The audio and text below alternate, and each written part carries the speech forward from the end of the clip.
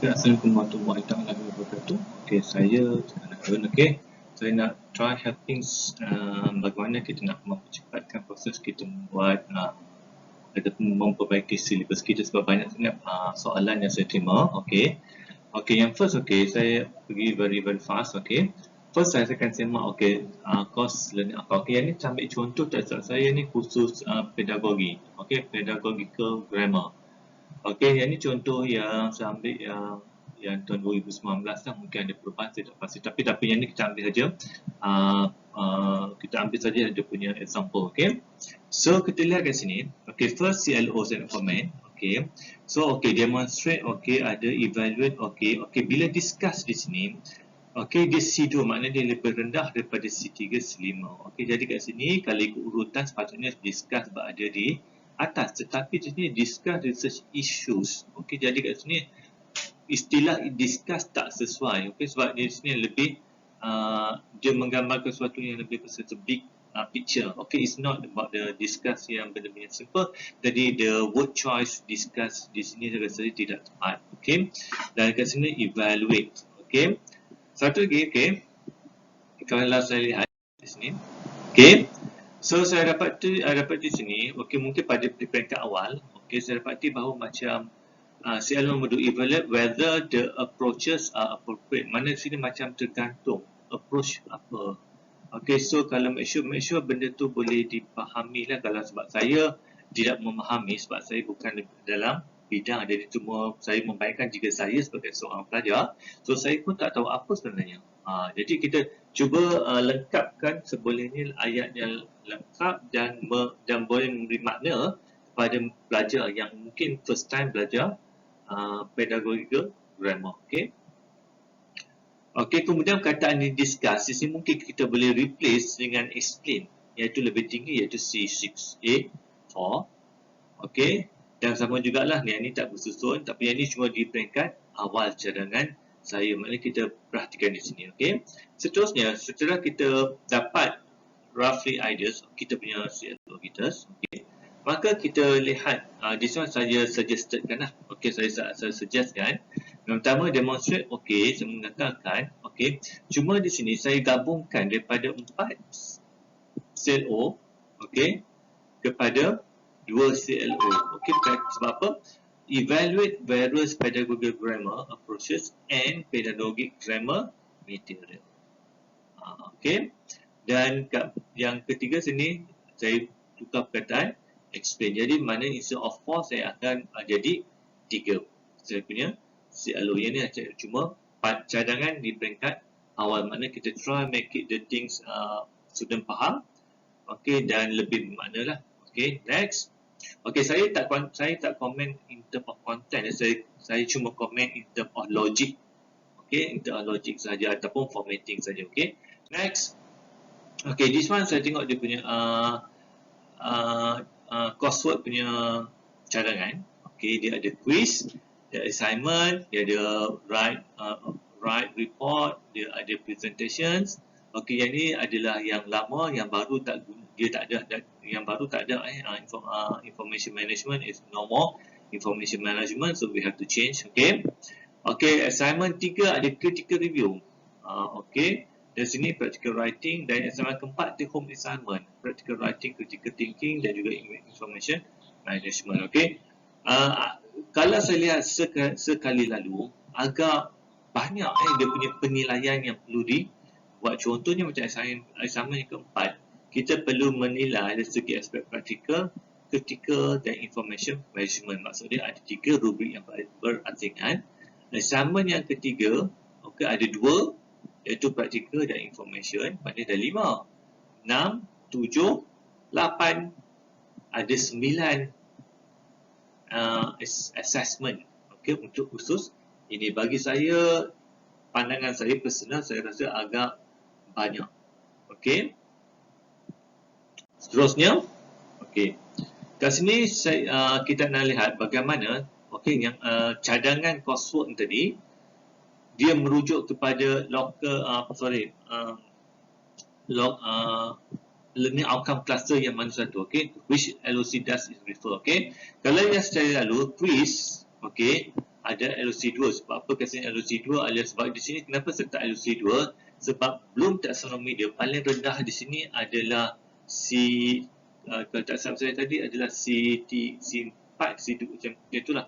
Jadi kat sini kalau C1 dan C2 kita pakai LOC1. Kalau C3 ke atas ataupun C4 ke atas 3, 4, 5, 6 ataupun 3, 4 atau 4, 5, 6 kita boleh menggunakan LOC2.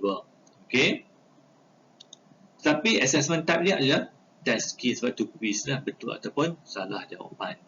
Okey, sama yang kedua kalau saya lihat di sini, okey, makna kat sini written dan juga presentation, okey dia akan merujuk kepada LOC3C iaitu communication rubric. Okey, kalau dulu kita ada oral dengan written, sekarang ni dia hanya satu yang dinamakan communication rubric. Okey. Sama dengan ketiga, okey, ketika review saya rasakan di sini adalah writing, jadi communication rubric. LOC sama yang keempat saya jangkakan di sini practical writing LOC mungkin critical thinking adalah problem LOC 2 dan satu lagi di sini ada practical writing LOC 3 C komunikasi. Maknanya di sini okey. Kalau di atas tadi kita ada LOC test scheme, kita di bahagian LOC 2 sekarang ni boleh juga ada sebagai efektif iaitu problem solving.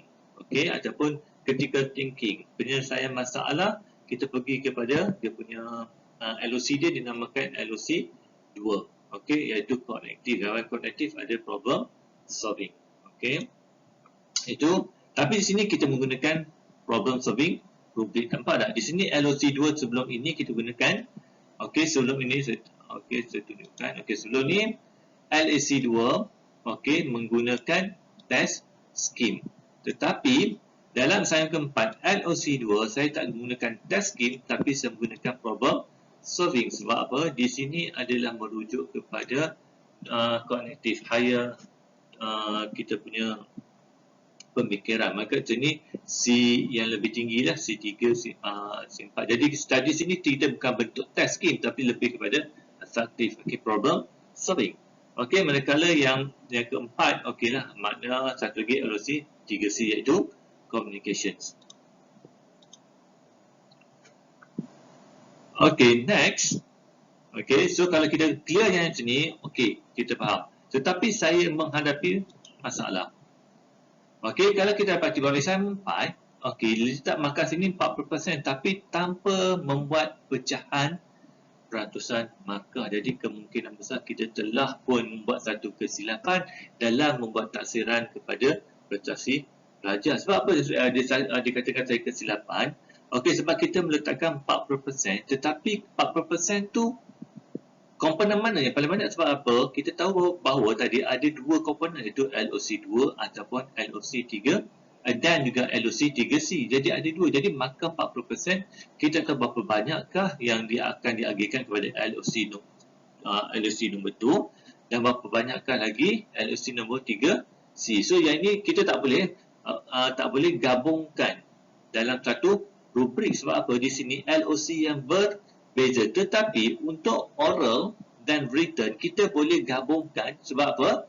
Dia menggunakan satu rubrik iaitu communication rubrik dan kita dalam rubrik ni kita boleh pecah dua. Sebab apa? Oral dan written di bawah satu rubrik yang sama. Manakala dalam assignment keempat di sini dia menggunakan dua rubrik yang berbeza disebabkan oleh LOC yang berbeza. Jadi di sini pecahan markah perlu dilakukan, okey, supaya tidak berlakunya kekeliruan. Okey, so this one antara yang kesilapan, okey, yang mungkin kita tak sedar.